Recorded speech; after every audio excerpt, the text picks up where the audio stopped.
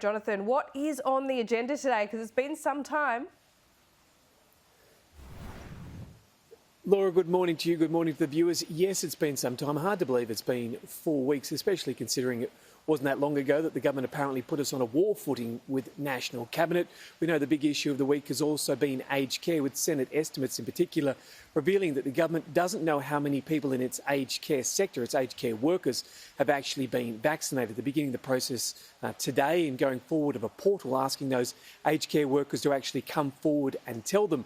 But as for the agenda on today's National Cabinet, well, let's bring it up on the screen and show the viewers. We know the Victorian outbreak is the top of the list. Also the vaccine rollout, which has now surpassed 4.64 million jabs. The aged care workers, as we spoke about there, and the disaster payments. The government trying to look at a model for paying the business and households as to work out which sector of government will actually pay for that moving forward. So there's a fair bit to discuss. We had Anne-Marie, who's an aged care worker, on Sky earlier this morning. She talked in a rather emotional manner about just how frustrated she is trying to get a vaccine at the moment.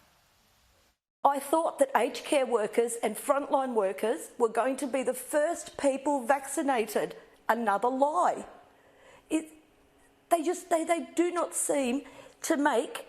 They say one thing and they do something else, and it doesn't matter. Aged care doesn't seem to matter to the government, whether it be state or federal, and it has to matter. You know, these people, there's 655, I think it was last year, that died.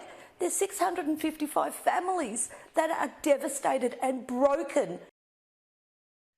And Jono, multiple sectors are also pushing for this roadmap. It feels like they've been calling it for months now. Any joy today?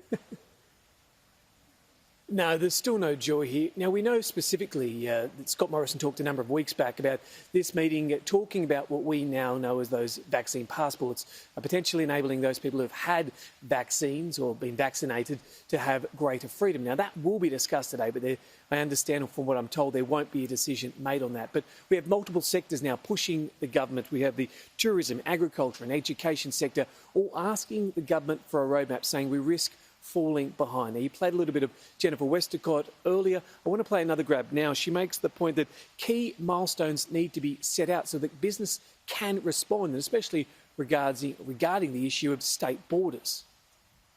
And of course, what we'd like to see is that as we reach key milestones with the vaccine, that we're able to see more and more of the economy opened up, particularly where we've continued to have closures. Obviously not a kind of wholesale opening, but a carefully targeted, staged approach to reopening parts of our international economy so that we can get things like international students, skilled migrants and of course returning Australians as a priority, so that we can start to get momentum into the economy. And of course, as we reach certain milestones, in our view, as we've done vaccinated vulnerable people, we should put an end to state border closures that are very disproportionate based on the case numbers.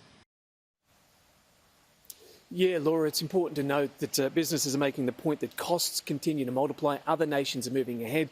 I also saw earlier this morning the United Kingdom continues to update its traffic light system, showing its residents which countries they can and cannot travel to. It's also probably important to note that some of those countries which the United Kingdom says their residents can travel to still aren't accepting them, though, countries like Australia and New Zealand. Laura.